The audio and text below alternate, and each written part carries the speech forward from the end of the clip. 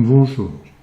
Pratiquant depuis 2006 Magix Vidéo Deluxe ou Magix Vidéo Pro X, j'ai toujours regretté que l'éditeur de titres soit aussi indigent comparé à ce que propose la concurrence, tels que Power Director de Cyberlink ou Premier Élément de Adobe.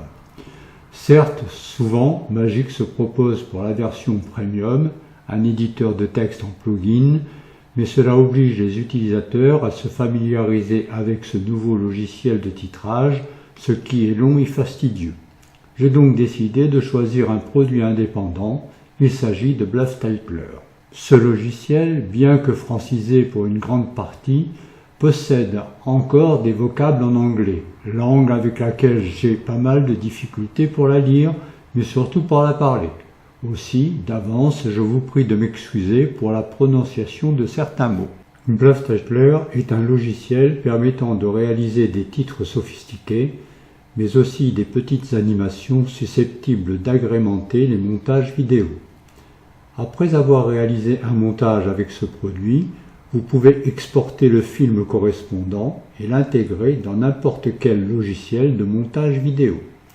Le lancement du programme s'effectue en réalisant un double-clic sur le logo représenté par l'image située en bas de l'écran. BluffTitler se décline en 3 versions, Easy, Pro et Ultimate. Pour la présentation de cette première leçon, nous utilisons la version Pro 16.1.0.7. Mais en principe, n'importe quelle version peut être utilisée. Lorsque vous démarrez BluffTitler pour la première fois, les menus sont en anglais. Vous avez la possibilité de choisir parmi plusieurs langues. Pour cela, cliquez sur Settings. Dans la liste déroulante, cliquez sur Options. Une boîte de dialogue s'ouvre. La première option est intitulée Language. Cliquez sur le bouton en face de cette option. Une nouvelle boîte de dialogue s'ouvre avec les différentes langues. Sélectionnez français.txt et cliquez sur Ouvrir, puis sur OK. Le nom du traducteur apparaît dans une boîte de dialogue. Cliquez à nouveau sur OK et dorénavant, votre logiciel est partiellement en français. BluffTitler se présente sous la forme de 2 fenêtres. La première, l'écran de visualisation, intitulé Fenêtre d'aperçu 3D, contient par défaut la barre des menus et l'écran de visualisation. La seconde fenêtre permet de gérer les différentes fonctionnalités du logiciel. La première ligne de l'écran de visualisation indique le nom du logiciel et la version utilisée, Easy, Pro ou Ultimate, le nom du fichier, la résolution ainsi que la durée du montage. La deuxième ligne correspond à la barre des menus, qui peut être déplacée dans la fenêtre Outils. La troisième ligne n'est pas affichée par défaut, mais vous pouvez l'activer ou non en appuyant sur la touche F12. La quatrième ligne indique le chemin et le nom du montage que vous êtes en train de réaliser. Enfin, la grande fenêtre correspond à l'écran de visualisation.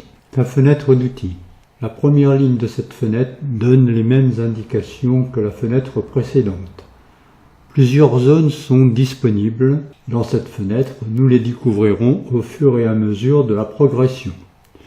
Sur la deuxième ligne, des icônes représentent des raccourcis, évitant de recourir au menu. BluffTitler fonctionne à l'aide de calques paramétrables. Les différentes zones de cette fenêtre permettront de modifier le calque actif. Zone de texte, style, propriété, physique. Avant de se lancer dans la réalisation d'un montage, nous allons visualiser quelques démos et modèles et réaliser quelques petites modifications. Si vous souhaitez avoir une idée des possibilités de BluffTitler, vous pouvez choisir Aide, Démo. Le mode démo s'exécute et des démonstrations aléatoires sont proposées. Si une démo vous intéresse, vous pouvez arrêter la démonstration en cliquant sur le bouton pause ou en appuyant sur la touche F4 et la modifier à votre guise. Si elle est passée trop vite, vous pouvez la retrouver en cliquant sur la flèche située dans la barre de recherche ou revenir en cliquant sur l'autre flèche. Si cette barre de recherche ne s'affiche pas, vous pouvez appuyer sur la touche F12 qui affiche ou non cette barre de recherche. Si vous modifiez une démo, par exemple la couleur de cette huile,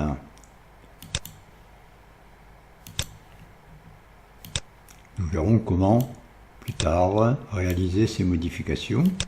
Lorsque vous passez à un nouveau montage, cette boîte de dialogue s'ouvre. Surtout, n'enregistrez pas les modifications, car vous modifierez le modèle original. Si vous souhaitez conserver le montage modifié, cliquez sur Annuler et choisissez Fichier, Enregistrer le montage sous. Si par contre, vous souhaitez abandonner ce modèle sans enregistrer les modifications, cliquez sur Non. Pour visualiser tranquillement les montages proposés par défaut, vous pouvez consulter les modèles classés par thème. Pour lancer un modèle, choisissez dans le menu Fichier, Ouvrir un montage ou utilisez le raccourci CTRL-O ou cliquez sur le bouton suivant. Par défaut, une fenêtre s'ouvre et propose d'ouvrir une de vos réalisations. En haut et à droite de cette fenêtre, cliquez sur le bouton APP afin d'ouvrir les modèles proposés par Bluff Titler. Une nouvelle boîte de dialogue s'ouvre. Si vous souhaitez un modèle de texte, faites un double-clic sur le dossier texte, choisissez le modèle qui vous intéresse,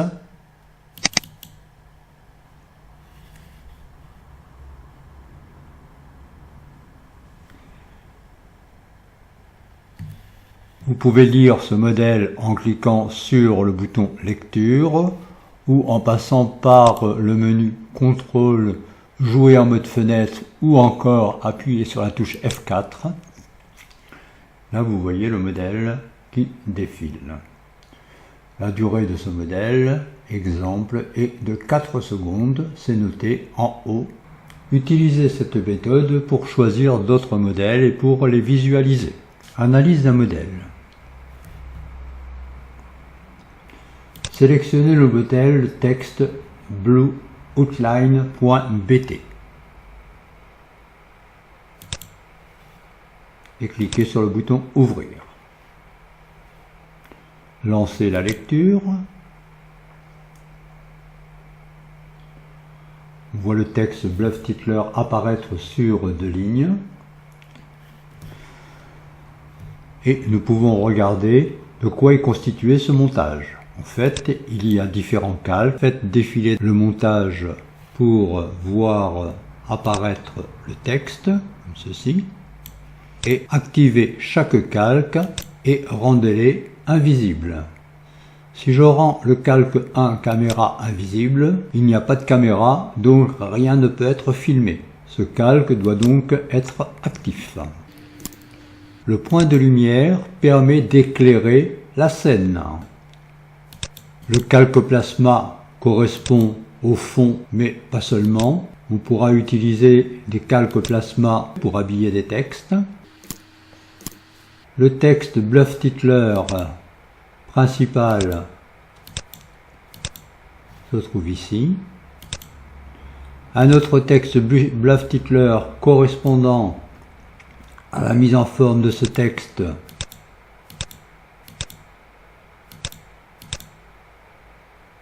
affiche. Et enfin, un calque miroir. Ici. Pour modifier le texte, vous devez d'abord sélectionner le calque correspondant, en l'occurrence le calque 4. Puis, dans la zone située à gauche de la fenêtre Outils, vous retrouvez le mot Bluff-Titler sur 2 lignes. Effacez ce texte-là et remplacez par le texte de votre choix sur 2 lignes aussi. Par exemple, AAV, entrée Linard. En faisant défiler le curseur, on voit que le texte Bluff-Titler a été remplacé par AVV Linard. Donc c'est très simple de faire ces modifications. Il faut éviter d'ajouter des lignes supplémentaires dans cet exemple, par exemple Charente, car une partie du texte sera tronquée. On verra plus tard comment résoudre ce genre de problème. Vous pouvez lancer la lecture de ce montage pour voir le résultat.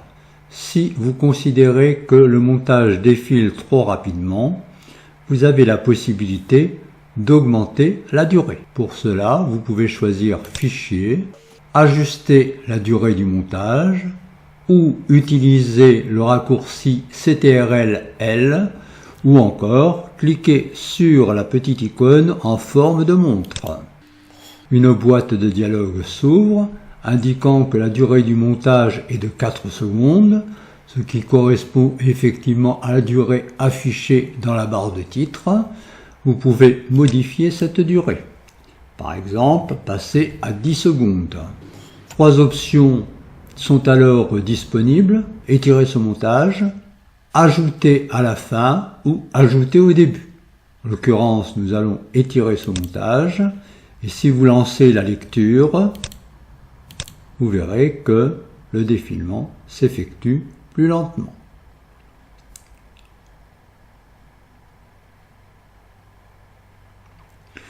Si au contraire vous souhaitez réduire la durée de ce montage, vous cliquez sur le bouton correspondant, vous tapez une autre valeur, par exemple 6 pour 6 secondes, et là, vous pouvez réduire, retirer la fin ou retirer le début.